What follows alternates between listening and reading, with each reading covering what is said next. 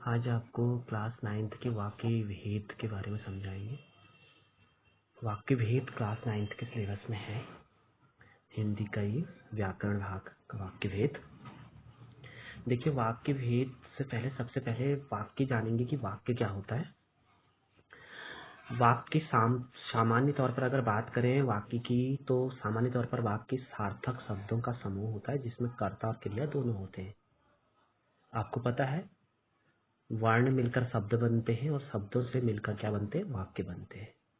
वाक्य की परिभाषा अगर कहें तो सामान्य तौर पर अगर कहें तो वाक्य सार्थक शब्दों का समूह है। सार्थक मतलब सही अर्थ का, जो सही अर्थ वाक्य का निकले वही वाक्य है। सार्थक, हर कोई शब्द अपनी सार्थकता रखे वह वाक्य है। और अगर उसमें कर्ता और क्रिया दोनों होते हैं तब भी वह वाक्य है। क्रमबद्धता होनी चाहिए, एक वाक्य में क्रमबद्धता भी होनी चाहिए, क्रम में शब्द लगे होने चाहिए। जैसे मोहन, सोहन, बाग, घर, मैदान, ये क्या है, सार्थक शब्द है। जहाँ एक शब्द समूह है पर क्रियापद भी एक भी नहीं, अतः इसे हम वाक्य नहीं कह सकते। मोहन, सोहन, बाग, घर, मैदान, ये क्या है, एक शब्दों का समूह है लेकिन ये क्रिया नहीं है, इसे हम वाक्य नहीं कहेंगे। इसी प्रकार खाता है, रोता है, पढ़ता है, नाचता है आदि क्रियापदों के समूह को भी वाक्य नहीं कह सकते। वाक्य उसी शब्द समूह को कहेंगे जब उसमें क्रिया और कर्ता दोनों होंगे। मतलब कर्ता क्रिया कौन होगी, विधेय होगा, और कर्ता उद्देश्य होगा। अभी इस उद्देश्य और विधेय के बारे में भी आपको समझाऊंगा, लेकिन सबसे पहले हमें जानना है कि वाक्य क्या होते हैं। वाक्य सामान्य तौर पर वह होते हैं जो इसमें सार्थक शब्द समूह में लगे हों और क्रमबद्ध रूप से लगे हों। इसमें मोहन कर्ता के रूप में और खेलता है क्रिया है। इस वाक्य से पूरा अर्थबोध होता है, तो यह एक वाक्य है। अगर हम कहें मोहन खेलता है तब यह वाक्य है, क्योंकि इसमें मोहन क्या है, कर्ता है, खेलता है, क्रिया हो रही है। तो जहाँ पे विधेय और उद्देश्य दोनों हों वो सही वाक्य है, वही वाक्य है। लेकिन कहीं पर अगर खाली नाम किसी का दिया हुआ है तो वह वाक्य नहीं है। वाक्य क्या होता है, वाक्य वह होता है जिसमें आमतौर पर उसे वाक्य कह सकते हैं जो सार्थक शब्दों का समूह हो और वो उसमें शब्द क्रमबद्ध रूप में हो, वो वाक्य कहलाता है। ठीक है, वाक्य की परिभाषा से कंफर्म हो गए, वाक्य परिभाषा समझ में आ गई। वाक्य किसे कहते हैं, वाक्य के अंग, वाक्य के दो अंग होते हैं। सबसे पहला उद्देश्य और दूसरा विधेय है। आप अब मैं अब वीडियो देख रहा हूँ उसे ध्यान से देखते रहे, आपको समझ में आ जाएगा। उद्देश्य क्या होता है, जिसके बारे में कुछ कहा जाए उसे उद्देश्य कहते हैं। जैसे सुरेश पुस्तक पढ़ता है, इस वाक्य में सुरेश के बारे में कहा गया तो सुरेश यहाँ उद्देश्य। जिसके बारे में कुछ कहा जाए, जिसके बारे में कुछ कहा जाए वह क्या है, वह उद्देश्य है। जैसे सुरेश पुस्तक पढ़ता है, इस वाक्य में सुरेश के बारे में कहा जा रहा है। कौन पढ़ रहा है पुस्तक, सुरेश पढ़ रहा है, तो सुरेश के बारे में कहा जा रहा है, तो यहाँ पर सुरेश क्या हो गया, उद्देश्य हो गया। ठीक है, सुरेश उद्देश्य हो गया। उद्देश्य के बारे में, उद्देश्य क्या होता है, उद्देश्य को अगर लें तो उद्देश्य क्रिया, कर्ता क्रिया के बीच में ये जो वाक्य बन रहा है, यही दो वाक्य के अंग होंगे। देखना, उद्देश्य के रूप में वाक्यों में उद्देश्य भिन्न भिन्न रूप में होता है। देखिए, उद्देश्य को ही अगर मान लें तो कर्ता ही उद्देश्य है, क्योंकि कर्ता ही के बारे में ही कहा जाता है। ठीक है, और परिभाषा क्या कहती है उद्देश्य की, परिभाषा यही कहती है उद्देश्य की जिसके बारे में कुछ कहा जाए, अर्थात जिसके बारे में कुछ कहा जाए वह उद्देश्य है, वह कर्ता है, कार्य करने वाला है। कार्य करने वाले के बारे में कुछ कहा जा रहा है तो उद्देश्य है। वाक्य के दो अंग हैं, सबसे पहला उद्देश्य, दूसरा विधेय।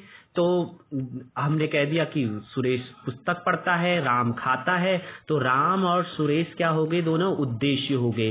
वाक्य दोनों से मिलकर बनता है, सेंटेंस जो होते हैं वो दोनों से मिलकर बनते हैं, एक तो उद्देश्य होता है और एक विधेय होता है।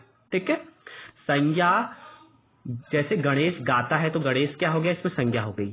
सर्वनाम, मैं पढ़ता हूं, मैं क्या हो गया, उद्देश्य हो गया, क्योंकि मैं अपने बारे में कह रहा हूं। विधेय, विधेय देखिए और भी दिए हैं, संज्ञा, सर्वनाम, विशेषण। विशेषण, गरीब कौन को कौन पूछता है, गरीब, तो गरीब के बारे में कहा जा रहा है। ये सब क्या कहलाएंगे, उद्देश्य कहलाएंगे, जिसके बारे में क्रिया जो कर रहा हो, क्रिया जो कर रहा हो उसे उद्देश्य कहेंगे। कर्ता, कर्ता किसी भी रूप में हो सकता है। कर्ता संज्ञा भी हो सकता है, कर्ता सर्वनाम भी हो सकता है, कर्ता विशेषण भी हो सकता है, कर्ता क्रियार्थक शब्दों में भी हो सकता है। तो संज्ञा जैसे गणेश गाता है, सर्वनाम में पढ़ता हूँ, विशेषण गरीब को कौन पूछता है। तो ये शब्द जहाँ पे आ रहे हैं, गणेश, मैं, गरीब, हंसना, ये शब्द किसकी ओर इंगित कर रहे हैं? उद्देश्य की ओर इंगित कर रहे हैं।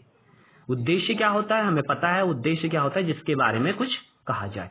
अब देखिए दूसरा आता है वाक्य के अंग में। सेंटेंस के जो टाइप्स हैं उसमें सबसे पहले दूसरा जिनसे वाक्य बन जाता है। एक तो वाक्य के अंग होते हैं, एक सेंटेंस के टाइप्स ऑफ सेंटेंस। एक वाक्य के अंग होते हैं और दूसरे वाक्य के प्रकार होते हैं। लेकिन आप वाक्य के अंग बनेगा कैसे? जैसे दूसरा विधेय। अब क्या होता है विधेय में? क्या होता है? उद्देश्य के बारे में जो कुछ कहा जाए, मतलब कर्ता के बारे में जो कुछ कहा जाए। मैंने फर्स्ट को कहा था ना, उद्देश्य के बारे में जो कुछ कहा जाए उसे विधेय कहेंगे। जैसे सुरेश पुस्तक पढ़ता है, अब सुरेश तो वहां उद्देश्य हो गया, लेकिन विधेय क्या हुआ इसमें? इस सेंटेंस में विधेय हुआ पुस्तक पढ़ता है। कौन पढ़ता है? सुरेश। देखिए आप सेंटेंस वाक्य के दो अंग मिल गए हमें। कौन कौन से?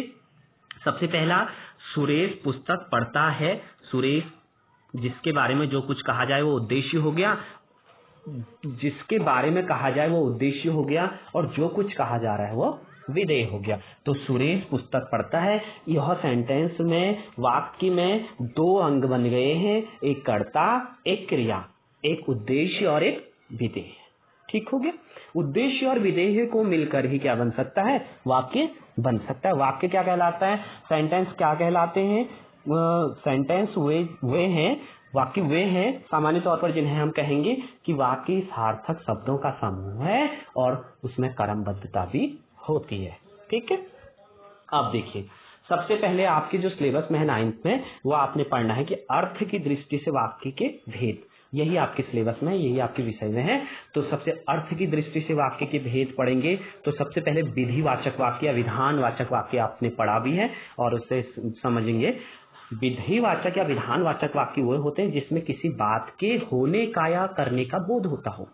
जिसमें किसी बात के होने या करने का बोध होता हो, वहां पे विधानवाचक वाक्य होते हैं। जहां पे किसी क्रिया के होने या करने का बोध होता हो, जैसे सरल वाक्य, मिश्र वाक्य, ये सब कोई भी वाक्य हो, ये आप आगे पढ़ेंगे आगे क्लास में, सरल वाक्य और मिश्र वाक्य। लेकिन यहाँ पे आपको एक सेंटेंस समझना है कि विधानवाचक वाक्य वे होते हैं जिसमें किसी कार्य के, किसी बात के, किसी क्रिया के होने का बोध होता है। जिसमें किसी क्रिया के होने का बोध होता है या करने का बोध होता है। जैसे हम खा चुके हैं, मैं खाना खा चुका हूं, तब वो आया। ये सेंटेंस क्या हो गए? सब विधिवाचक, क्योंकि इसमें कार्य हो रहा है ना। जिसी को किसी बात के होने या करने का बोध हो तो वो सब क्या कहलाएंगे? विधानवाचक वाक्य कहलाएंगे। विधि, विधान, ठीक है, क्रिया, होने की बात कह रहे हैं तो वहां पे विधानवाचक वाक्य हो गए। सबसे पहला प्रकार समझ में आ गया। विधानवाचक वाक्य किसी कार्य के होने या करने का बोध होता हो। हम खा चुके हैं, हम जा चुके हैं, मैं खाना खा चुका हूं, तब वो आया। तो ये सब किसमें आ गए? विधानवाचक वाक्य। सेकंड, निषेधवाचक वाक्य, जिसमें किसी बात के न होने का बोध होता हो। जिसमें किसी बात के न होने का बोध हो। जिसमें किसी बात के न होने का बोध हो, वे निषेधवाचक वाक्य कहलाते हैं। नहीं, जहां पे नहीं आए, ना, नकारात्मक वाक्य कहते हैं इन्हें क्या कहते हैं? नकारात्मक वाक्य या निषेधवाचक वाक्य कहते हैं। जिसमें किसी बात के न होने का बोध हो, वहां पे निषेधवाचक वाक्य कहते हैं। जैसे हमने खाना नहीं खाया, मैंने खाना नहीं खाया इसलिए मैं फल नहीं खाया, मैंने फल नहीं खाया, मैंने भोजन नहीं किया और इसलिए मेरी भूख नहीं मिटी। देखिए ये जो सरल वाक्य, मिश्र वाक्य, संयुक्त वाक्य, ये आगे जाके आप पढ़ेंगे। लेकिन अभी आप ये निषेध वाक्य को समझिए अलग अलग वाक्य के फॉर्म में, जिसमें किसी बात के न होने का बोध हो। नहीं हो रहा है जहां पे कार्य, वहां पे नहीं, किसी बात या किसी कार्य के न होने का बोध हो, वे निषेधवाचक वाक्य में आते हैं। ठीक है क्या, हमने खाना नहीं खाया, मैंने खाना नहीं खाया इसलिए मैंने फल नहीं खाया, मैंने भोजन नहीं किया और मेरी भूख नहीं मिटी। ठीक हो गया, निषेध भी हो गया, निषेधवाचक वाक्य भी हो गए। थर्ड, आज्ञावाचक वाक्य, जिससे किसी तरह की आज्ञा का बोध हो, जिससे हम किसी को आज्ञा दे रहे हैं तो वह आज्ञावाचक वाक्य में आएगा। जैसे तुम खाओ, तुम पढ़ो, मैं तुम्हें ये वाक्य, ये क्या हो रहा है, आज्ञा दी जा रही ना, तुम खाओ, तुम पढ़ो, तुम सोओ, तुम जाओ, ये सब क्या है, आज्ञावाचक वाक्य में है। ठीक है, जिसमें किसी तरह की आज्ञा का बोध हो। अब देखिए नेक्स्ट है प्रश्नवाचक वाक्य। चौथा प्रकार है प्रश्नवाचक वाक्य, जिसमें किसी प्रकार के प्रश्न किए जाने का बोध हो, जिसमें किसी प्रकार के प्रश्न किए जाने का बोध हो, जहां पे प्रश्न क्वेश्चनिंग की जाए वहां प्रश्नवाचक, वो वाक्य सारे क्या होते हैं, प्रश्नवाचक वाक्य होते हैं। जैसे क्या तुम खा रहे हो, तुम्हारा नाम क्या है, तुम कहाँ जा रहे हो, तुम्हें आज क्या करना है। तो ये सब क्या होंगे, प्रश्नवाचक। जहां पर भी आपको लगे कि प्रश्न पूछा जा रहा है, प्रश्न पूछ रहे हैं, वहां प्रश्नवाचक वाक्य हो जाएगा। क्वेश्चनिंग करना मतलब प्रश्नवाचक वाक्य के अंतर्गत आएगा। ठीक है, नेक्स्ट फिफ्थ है विस्मयवाचक वाक्य।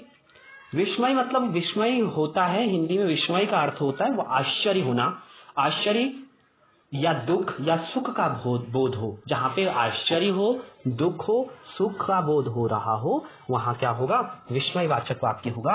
जैसे ओहो मेरा सिर फटा जा रहा है, तो ये भी क्या है, विस्मय है, दुख हो रहा है। आह कितने सुंदर फूल हैं, ये क्या हो रहा है, खुशी हो रही ना, आह कितने सुंदर फूल है, तो ये भी विस्मय हो रहा है, आश्चर्य हो रहा है। छी छी कितना गंदा लड़का है, तो ये भी क्या है, विस्मय है। ठीक है, नेक्स्ट संदेहवाचक वाक्य, जिसमें किसी बात के का संदेह प्रकट हो, जिससे किसी बात का संदेह प्रकट हो। कोई वाक्य हम ऐसा बोल रहे हैं जिससे संदेह हो कि ये होगा या नहीं होगा में रहेंगे, तो ये संदेह जहां पर प्रकट हो वहां पर संदेहवाचक वाक्य होता है। जैसे उसने खा लिया होगा, मैंने कहा होगा, उसने खा लिया होगा, मैंने कहा होगा।